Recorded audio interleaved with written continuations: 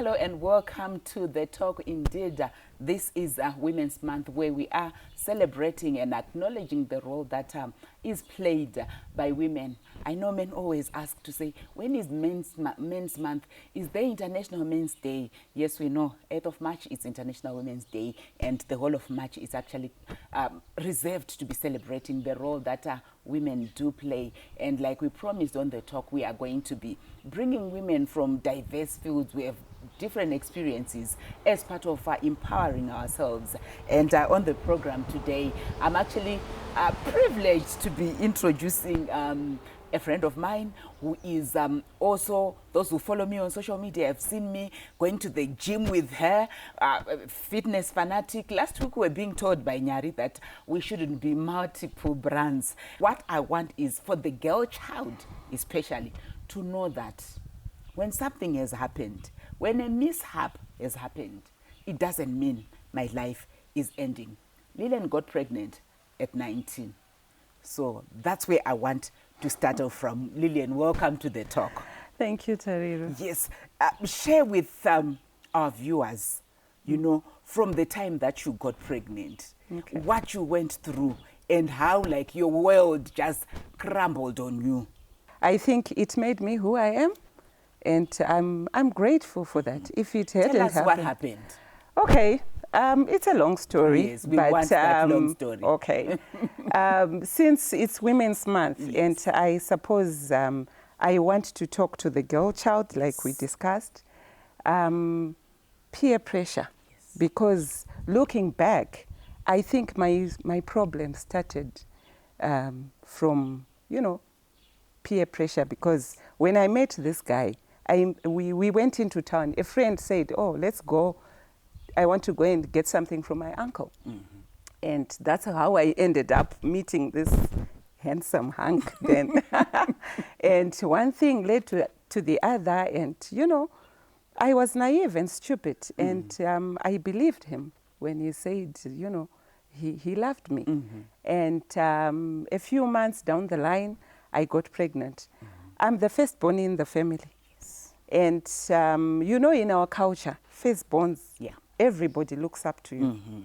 And my father didn't take it very well. He got very angry. I went to a very good school. And, you know, I didn't come from underprivileged background. I don't want to lie. I think we were very okay. So I think that really disturbed my father. And you know, then, Tari, in the mid-90s, it was bad for a teenager to get pregnant. He took it very badly and he disowned me. And him being the breadwinner in the family then, everybody also looked up to him, and to a certain extent, he was feared. So nobody came on board to assist me. And they thought, you know what, since it has happened to her, we need to safeguard the other siblings. So I became an outcast. Yes. Yeah, so yeah, that's when you can safely mention that's the hell started. So anyway, we went with my tete, we went to the guy, and you know, the usual tete, muzukuru going. And he didn't even mince his words. He just told me point blank that, you know what, I'm not going to accept you. I don't love you. And you know, you are 19 and you think you are hot and you've got it, and somebody is telling you that, no, I don't want you. But you know, Tari, in life, I think I quickly learned to accept my mistake. I think that's very critical. I accepted that, you know what, I have messed up. And I need to take responsibility. And fine, he is, you know, to a certain extent, I was helpless, but I said, you know what, men don't tell you these things. They lie, they take you for a ride and everything. But here is somebody who's decided to, you know, to say, look, I don't want this. So what do I do at 19? And I said, you know what, I went to good schools. I had every other privilege that, you know, Any other child had. can. And I said, you know what, God, this is not me. That's not how my story should end. I don't want it to end here. And I think because of rejection, now you see, you are being bent front and back. Yes. And I'm saying, you know what, I'm going to make these people see that, you know what, making any mistake does not define my future. Yes. So I will show them. I didn't know how then, but I decided, look, let me finish off my schooling with the help of a few friends here and there. Well, maybe one friend, her name is Pretty, she's in the UK. She would assist me here and there. I ended up giving birth at Mwanano Kosha in Kambuzuma. I don't know if you are aware that in Kambuzuma there's a girl, there's a home for girls who get pregnant. So that's where I ended up giving birth. And just after I gave birth to my daughter, Daphne, a distant relative went to my dad and said, you know what, we are here and Lillian cannot stay where she is. So I'll take her in. That was a home. Yeah, it was a home. Join us after the break.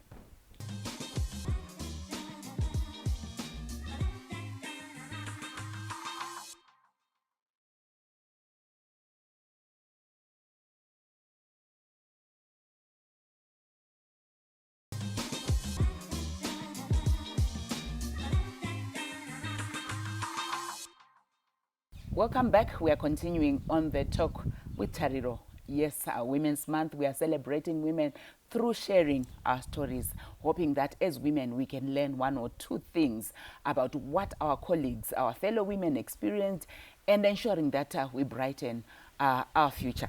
Lillian, so this relative went to your dad and said, I'm going to be taking over Lillian. Yeah, she just said, you know, she was going through her own, you know, stuff then. And she said, look, I'm going to take her in. We would sleep in a little kitchen. I remember the 8 of us. And, you know, you tell each other to turn when you want to turn and things. You know, when you hear like prisoners saying that, you know, some people might say, oh, is that possible? I went through that. I have slept at the police station. Yeah, that's one incident that I wanted I to remember. hear. Okay, because, all right, let me take you back. Because when my dad, you know what, when I was pregnant, then my dad said, you know what, I don't want to see you here. Obviously, my mom then said, okay, you know, being a mother, it wasn't easy for her. And you see, this where my passion comes from as well. Why I always shout about empowering the girl child. Had my mom been empowered then, I don't think I would have gone through what I went through, because knowing my mother, she would have just said to my dad, you know what, it ends here. I will take over from here. But you know what, she wasn't. My dad was the one who was working. She was a full-time housewife. Okay, she did one or two things, you know. She was a business woman in her own sense. But the kind of empowering that you can tell a man to say, you know what, I will not accept this. She couldn't do it. So she was not in a position to help me. So she said, okay, you can go to Urungwe. I come from Urungwe. I mean, that's the best that I can do for you. So I went to his office and I said, you know what? My dad has said I can't stay at the house and I need some money, some groceries. I thought, oh, I'll go to Kwachundu and I'll look for a temporary teacher because there's a little school that my dad had started there. So I said, you know what? I think and I had resigned myself to go in there. So I went to his office and I asked him for money for bus fare and some groceries. And you know what? He refused. And I remember I didn't have bus fare to go back to Chitungwisa. And I said, I need some bus fare. And he said, you know what? I don't have money. He called his secretary and ushered me out.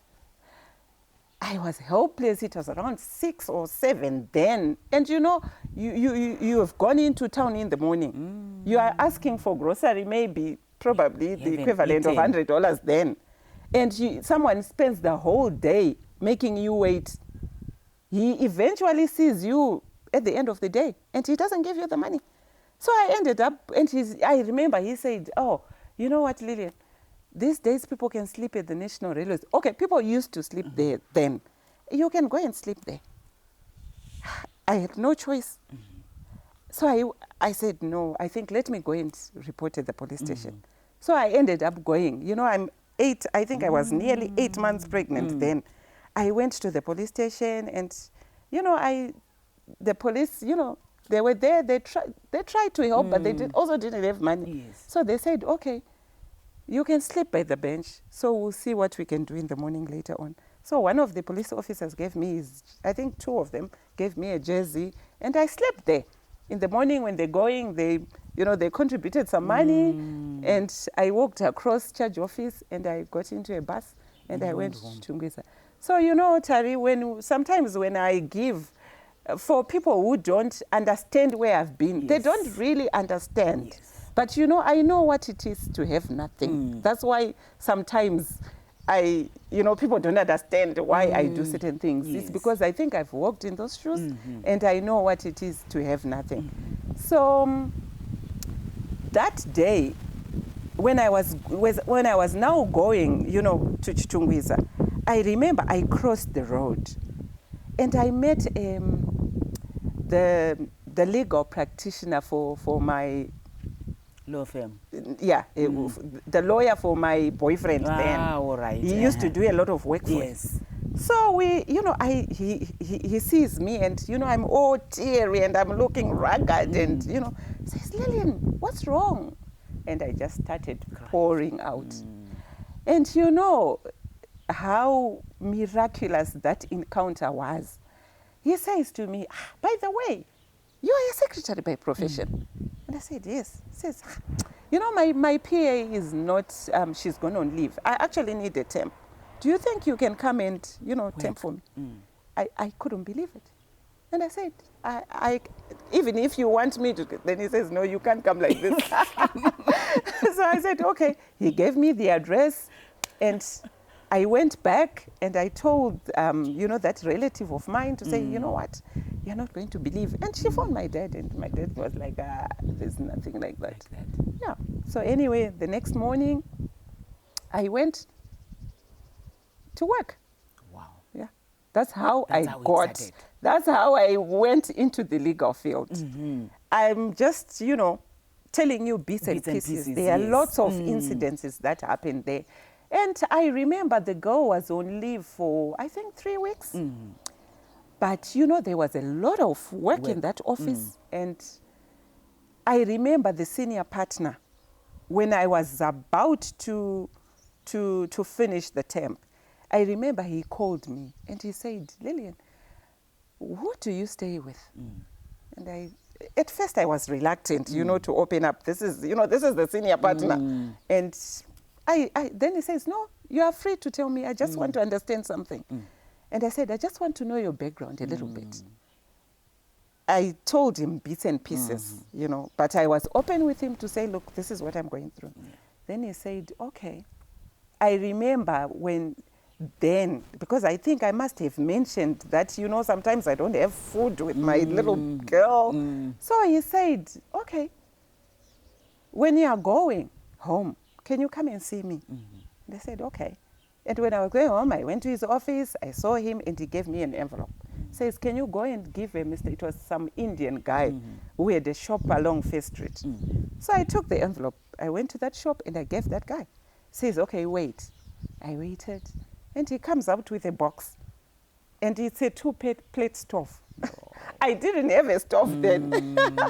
So, and he says, oh, this is for you. Ish, you know what, I actually screamed, I remember. And I took my little stove, that was my first stove. I went home, cooked. I think we cooked sadza with my maid and, you know, I didn't have a bed, I was sleeping on the floor. But I had a maid who was now staying with my baby. Okay, we will continue after the break. Tales of what women go through. Even when we are seeing them being successful, there is a journey that they have walked. And I'm sure today we are actually learning from Lillian's journey. Join us after the break.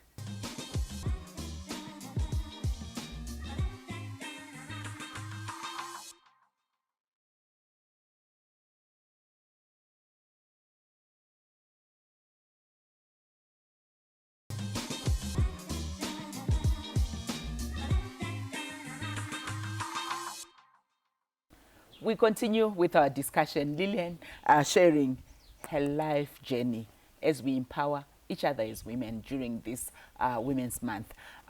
So how did you pick up the pieces to then become the successful you? Okay. So that's how I started working. Then I went back to school, and I've always worked for lawyers. Yeah. So from one law firm to the other, and I've been very lucky. I've had amazing bosses, and those who saw my passion, and I think that's how I was, because I was very good at kind of marketing things. That's how I got into the conveyancing department. And fast forward, I started selling houses in the I would get, because I would converse with real estate agents. So I said, you know what, why not learn about real estate? I got into real estate, and 2013, I opened my own real estate firm, and one thing led to the other. So now it's a one-stop shop. I sell, then I convey. Yes. One thing that you spoke about, Lillian, is being disowned by a father. And it's not just something that's peculiar to you. A lot of young girls are still facing that. And you talked about, I wish my mom was that empowered during that time. How important is empowerment of women, especially in terms of just protecting ourselves from some of these challenges that might befall on us? Tari, it's very, very important. In fact, it doesn't even start with the women. I think the fathers, you know what, don't write off someone because of one mistake.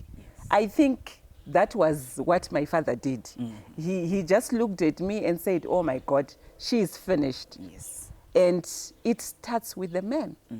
If your child makes a mistake, there's always a second chance. And like I said, you don't have to judge me by one incident.